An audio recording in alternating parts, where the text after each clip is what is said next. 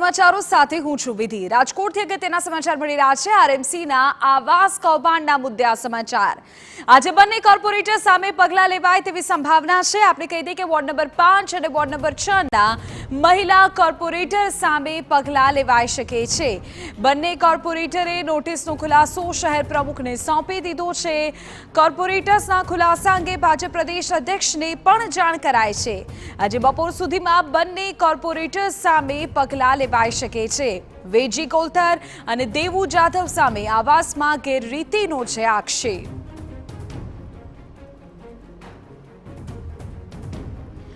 જો કે આ તમામની વચ્ચે વધુ એક અગત્યના સમાચાર મળી રહ્યા છે કે મહિલા કોર્પોરેટર વેજી કોલથર અને તેના પતિ કવા કોલથરનું વધુ એક કારસ્તાન ખુલ્યું છે।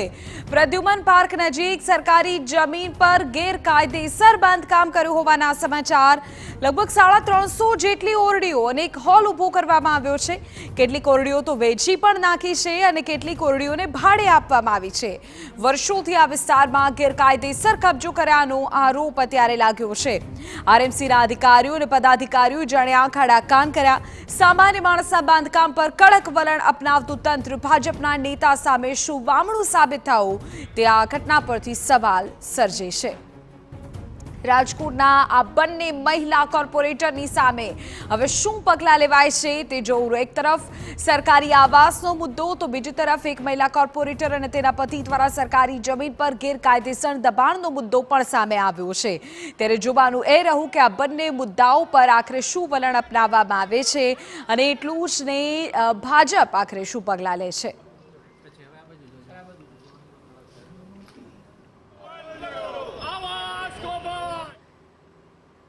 તે રાજ મુદ્દે વધુ જાણકારી સાથે રાજકોટથી મારા સંવાદદાતા મોહિત અત્યારે લાઈવ જોડાઈ ગયા છે। મોહિત, બંને મહિલા કોર્પોરેટરનું કારસ્તાન શું પગલાં લેવાશે પ્રશ્ન છે, જ્યારે સવાલ ઉપજી રહ્યા છે તેની વચ્ચે જ બીજું કારસ્તાન સરકારી જમીન પર દબાણનું પણ સામે આવ્યું છે।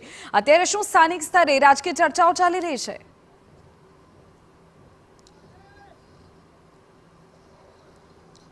વિધિ, કોઈ એક સામાન્ય માણસના મકાનમાં એક નાનકડું છજ્જુ જો બહાર હોય તો રાજકોટ મહાનગરપાલિકાની ટાઉન પ્લાનિંગ શાખા છે તે વ્યક્તિ દ્વારા એક મોટો અપરાધ કરવામાં આવ્યો હોય તે રીતે તેને નોટિસ આપવામાં આવે છે ને મકાન છે તે છજ્જાની જગ્યાએ આખું મકાન પાડી દેવા માટેની ધમકી આપવામાં આવે છે। પરંતુ સૌથી મોટો સવાલ એ છે કે ભાજપના કોર્પોરેટર છે અને ભાજપના આગેવાન છે તેમના દ્વારા 10-10 વર્ષથી જે ગેરકાયદેસર બાંધકામ છે તે કરવામાં આવ્યું હોય તેની સામે રાજકોટ મહાનગરપાલિકાનું તંત્ર છે તે આંખા ડાકાન કરી રહ્યું હોય તેવું સ્પષ્ટપણે લાગી રહ્યું છે। એક તરફ ગરીબોને આવાસ કે જે ગરીબોને પોતાના રહેવા માટેનું ઘર નથી તે ઘર માટે રાજકોટ મહાનગરપાલિકા દ્વારા જે આવાસ યોજના છે તેના પર ભાજપના નેતાઓ છે તે તરાપ મારી રહ્યા છે અને ગરીબોનો હક છે તે છીનવી રહ્યા છે। બીજી તરફ સરકારી જમીન છે તેના પર પણ દબાણ કરી રહ્યા છે। આપને હું દ્રશ્યો બતાવવા માંગીશ કે રાજકોટના જે સામાકાંઠા વિસ્તારમાં એટલે કે પ્રદ્યુમન પાર્ક જૂ આવેલું છે તેની બાજુમાં જે મંછાનગર વિસ્તાર છે ને અહીં જે 350 થી વધારે ઓરડી છે તે આ કવા ગોલતર નામના જે ભાજપના આગેવાન છે તેમના દ્વારા પચાવી પાડવામાં આવી છે। છેલ્લા 10 વર્ષથી સરકારી કચેરી પર આખું આ કૌભાંડ છે તે કરવામાં આવ્યું છે। એટલું જ નહીં, મોટી વાત તો એ છે કે મંછાનગરનો આ વિસ્તાર છે તે કવા ગોલતરની શેરીના નામે ઓળખાય છે અને અહીં છેલ્લા 10 વર્ષથી તેને સરકારી જમીન પર કબજો કર્યો છે। કેટલીક ઓરડીઓ છે તે તેને રૂપિયા લઈ અને વેચી નાખી છે ને કેટલીક જગ્યાએ ભાડા છે તે પણ ચાલુ છે।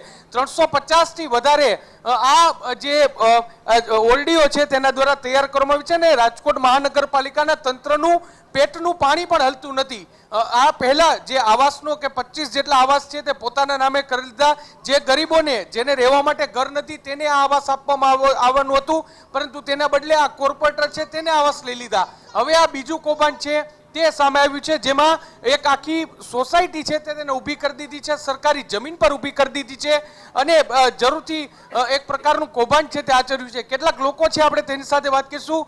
બા, ક્યાં રહ્યો છો તમે? આ જે આ શેરી શું નામે ઓળખાય? શેરી મંછાનગર। મંછાનગર કેટલા વર્ષથી આ તૈયાર કર્યું? કોને આ બનાવ્યા? 10 વર્ષથી। કોને બનાવ્યા? કવાભાઈ બનાવી। એટલે આ જે બધી ઓરડીઓ છે એ બધી ઓરડીઓ ભાડે છે કે વેચાણથી આપી દીધી છે? બધી પાડે છે, બે છે વેચાણમાં। બે વેચાણમાં? હા। કેટલા રૂપિયા ભાડું દે છે?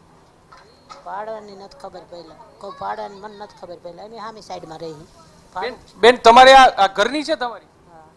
કેટલા રૂપિયામાં લીધી તમે? કોની પાસે લીધી? 2,20,000 કેની પાસે લીધી? એ નામની નથી ખબર મને.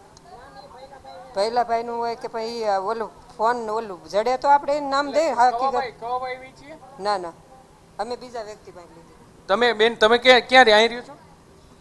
શિવમાં એટલે સ્થાનિક લોકો છે તે કોઈએ 2 લાખ રૂપિયામાં ઓરડી લીધી છે તો કોઈક હજી સુધી ભાડે રહે છે. કવાભાઈની શેરીના નામે આ વિસ્તાર છે તે આખો ઓળખાય છે અને એક પ્રકારે ગેરકાયદેસર સરકારી જમીન પર કબજો છે તે કરવામાં આવ્યો હોય તેવું અત્યારે સ્પષ્ટપણે લાગી રહ્યું છે. જે પ્રકારે આક્ષેપો થઈ રહ્યા છે વોર્ડ નંબર 5 અને વોર્ડ નંબર 6 ના જે મહિલા કોર્પોરેટર છે તેના પતિનું આ કારસ્તાન છે તે સામે આવ્યું છે ને સમગ્ર મામલાને લઈને હવે શહેર ભાજપ છે તેમના દ્વારા 48 કલાકની કારણદર્શક નોટિસ આપી હતી. આવાસ કૌભાંડને લઈને નોટિસ છે તે આપી હતી, પરંતુ ત્યારબાદ એક પછી એક નવા કૌભાંડો છે તે નીકળી રહ્યા છે. ભ્રષ્ટાચાર છે તે સ્પષ્ટપણે ખુલ્લી રીતે અહીં જોવા મળી રહ્યો છે અને તે પ્રકારનો આક્ષેપ છે તે થઈ રહ્યો છે. જોવાનું રહેશે કે ભાજપ દ્વારા આ સમગ્ર મામલે કયા પ્રકારની કાર્યવાહી કરવામાં આવે છે. રાજકોટ મહાનગરપાલિકાનું તંત્ર છે તેના ધ્યાને આ બાંધકામ છે તે આવે છે કે કેમ તે પણ જોવાનું સૌથી મહત્વનું રહેશે. આ જે લોકો અહીં સ્થાનિક લોકો રહી રહ્યા છે એ બધા તો ગરીબ લોકો છે, પોતાનો આશરો લેવા માટે આવ્યા છે, પરંતુ દોષિત એ વ્યક્તિ છે કે જેમને આ ગેરકાયદેસર બાંધકામ ઊભું કરી અને આ તમામ લોકો પાસેથી રૂપિયા છે તે વસૂલી રહ્યા છે, તેમની પાસેથી રૂપિયા પડાવ્યા છે. ત્યારે જરૂરથી આ ગરીબ લોકો છે તેની વાતને ધ્યાને લઈને પણ આ જે ભ્રષ્ટાચારી લોકો છે તેની સામે કાર્યવાહી કરવી ખૂબ જ જરૂરી છે. જી મોહિત, જે દ્રશ્યો તમે બતાવ્યા એમાં બંછાનગરના બોર્ડની નીચે જ લખેલું છે કે મહિલા કોર્પોરેટર વેજીબેનની ગ્રાન્ટમાંથી. હવે પ્રશ્ન એ છે કે જમીન સરકારી છે તો એમાં વેજીબેનની ગ્રાન્ટમાંથી આખું બંછાનગર કેવી રીતે સર્જાઈ ગયું?